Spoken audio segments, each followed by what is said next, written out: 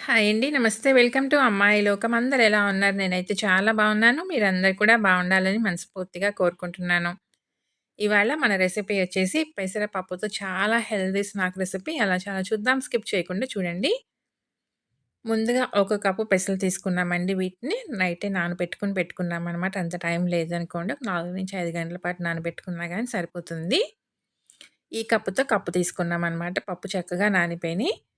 ఇప్పుడు దీన్ని మనం మిక్సీ జార్‌లోకి మార్చుకుందాం. దీనిలో ఒక 2 పచ్చిమిర్చి ఇలా విరగ్గొట్టుకొని వేసుకుందామండి. ఒక ఇంచి అల్లం ముక్కని చిన్న ముక్కలుగా కట్ చేసుకున్నాము. దాన్ని కూడా వేసుకుందాం.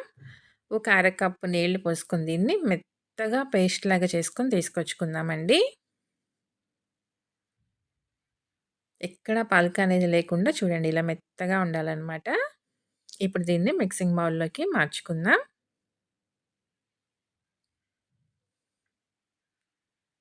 దీనిలోకి ఒక టేబుల్ స్పూన్ బొంబాయి రవ్వ తీసుకున్నామండి. చిరోటి రవ్వ ఉంటుంది కదా! సన్నగా ఉంటుందనమాట. అది ఒక టేబుల్ స్పూన్ తీసుకుందాము. వేసేసి మొత్తం మంచిగా కలుపుకుందామండి. మిగతావన్నీ మనం వేసుకునే లోపల రవ్వ చక్కగా నానిపోతుందనమాట మనకి.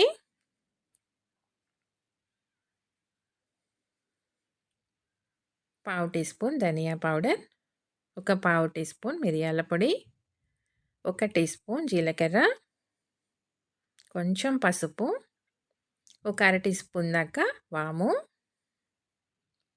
కొంచెం ఇంగువ, ఒక పావు టీ స్పూన్ దాకా కారం, 2 టీ స్పూన్లు నువ్వులు, ఒక టీ స్పూన్ నెయ్యి వేసుకుందామండి. లేదంటే నూనెైనా వేసుకోవచ్చు. మీరు 2 టేబుల్ స్పూన్లు నూనెైనా వేసుకోవచ్చు. కసూరి మేతి ఒక టీ స్పూన్ అండి.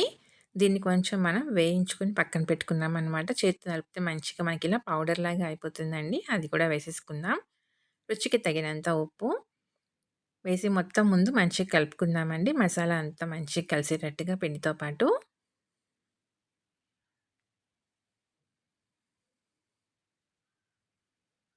ఇప్పుడు దీనిలో వచ్చి 3 కప్పులు మైదా అయితే పట్టిందండి. మీరు కావాలంటే గోధుమ పిండి కూడా యూజ్ చేసుకోవచ్చు ఈ ప్లేస్‌లో.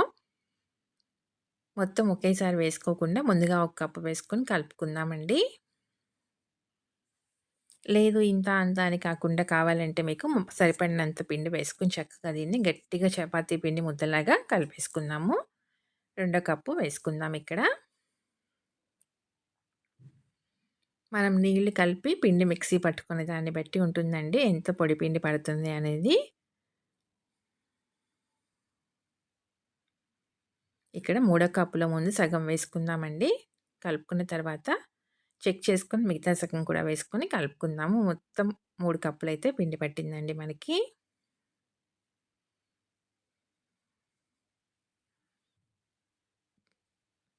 మిగిలిన సగం కూడా వేసి కలిపేసుకుందాము.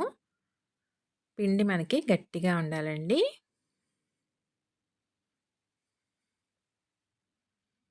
ఇంక నీళ్ళేమి వేయకుండా దీన్ని గట్టిగా మనం ప్రెస్ చేస్తా కలుపుకున్నామంటే కరెక్ట్‌గా కలుస్తుందండి మనకి పిండి.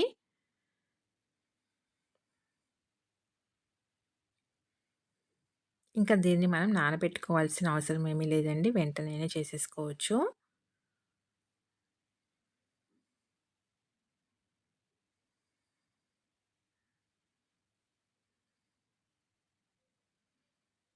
ఇప్పుడు దీన్ని మనం ఈక్వల్ పార్ట్స్‌గా డివైడ్ చేసుకుందామండి. దీన్ని నేను మొత్తం 6 పార్ట్స్‌గా డివైడ్ చేశాననమాట.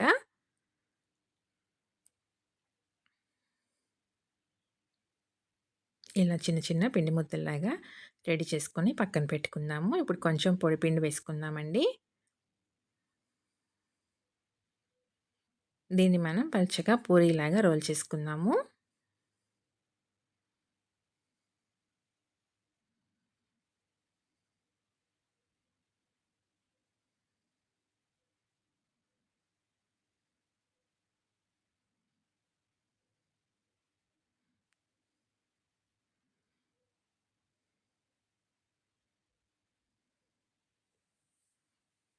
ఒకసారి చేసి పెట్టుకున్నామనుకోండి 10, 15 రోజుల దాకా మనకి నిల్వుంటాయన్నమాట. టేస్ట్ చాలా బావుంటుందండి. పిల్లలకి స్నాక్ బాక్స్‌లో పెట్టి ఇవ్వాలన్నా కానివ్వండి, ఈవినింగ్ టీ టైమ్‌లో కానివ్వండి, ఒక మంచి స్నాక్ రెసిపీ. అన్నీ ఇలానే రెడీ చేసుకొని పక్కన పెట్టుకున్నాము. ఇప్పుడు ఒక్కొక్కటిగా తీసుకొని పైన కొంచెం నూనె అప్లై చేసుకుందామండి.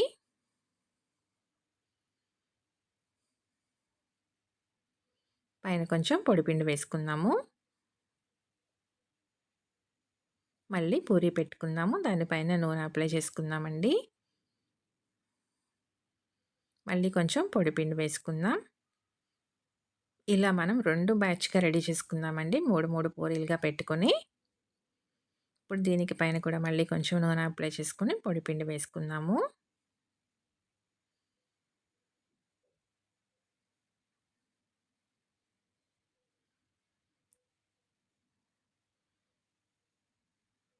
ఇప్పుడు దీన్ని ఒక పక్క నుంచి రోల్ చేసుకుందామండి.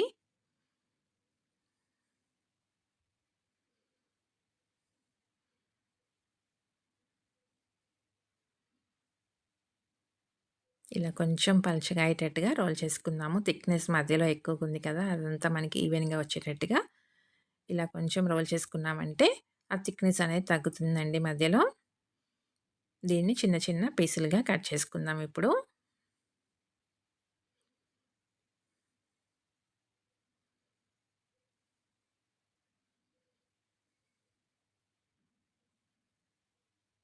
అంతేనండి. ఇలా కట్ చేసుకొని పెట్టుకున్నామనమాట.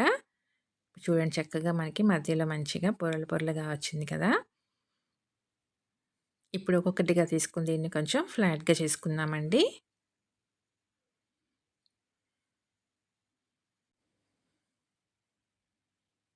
దీన్ని అప్పడాల కర్ర పెట్టి కొంచెం పల్చగా రుద్దుకుందాము.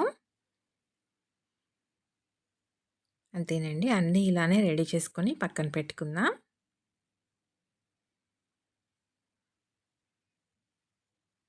రెడీ అయిపోయినాయండి. ఇప్పుడు దీన్ని ఇలా మధ్యకి ఫోల్డ్ చేసుకుందాము. కొంచెం నీళ్ళు అప్లై చేసుకుందామండి. మనకి వేగేటప్పుడు నూనెలో వచ్చేసి ఇది ఓపెన్ కాకుండా ఉంటుందనమాట. అంతేనండి. దీన్ని మళ్ళా ఇలా మధ్యకి క్లోజ్ చేసుకుందాం. ట్రయాంగిల్ లాగా వచ్చేస్తుంది. చూసారు కదా! చక్కగా మనకి ఇలా రెడీ చేసుకొని పక్కన పెట్టుకున్నాము. ఈలోగా మనం కడాయిలో నూనె పెట్టుకుందామండి. వేడెక్కుతూ ఉంటుంది. నూనె మనకి వేడెక్కిన తర్వాత పట్టినెన్న వేసుకొని స్టవ్ వచ్చేసి లో ఫ్లేమ్‌లో పెట్టుకొని వేయించుకుందామండి. అప్పుడే మనకి లోపల దాకా చక్కగా మంచి క్రిస్పీగా వేగుతుందనమాట. వేగడానికి కొంచెం టైం తీసుకుంటుందండి. కానీ టేస్ట్ చాలా బావుంటుంది. నూనె మనకి ఎక్కువగా వేడిగా ఉండకూడదండి. మరీ సలసల కాగే నూనె కాకుండా కొంచెం మోడరేట్ వేడిగా ఉన్నప్పుడు వేసుకున్నామనుకోండి, చక్కగా మంచిగా వేగుతాయనమాట. నూనె మరీ ఎక్కువగా ఆగిందనుకోండి, వేయగానే మనకి వెంటనే కలర్ మారిపోతుంది. కానీ లోపల పచ్చిదనం అలానే ఉంటుంది.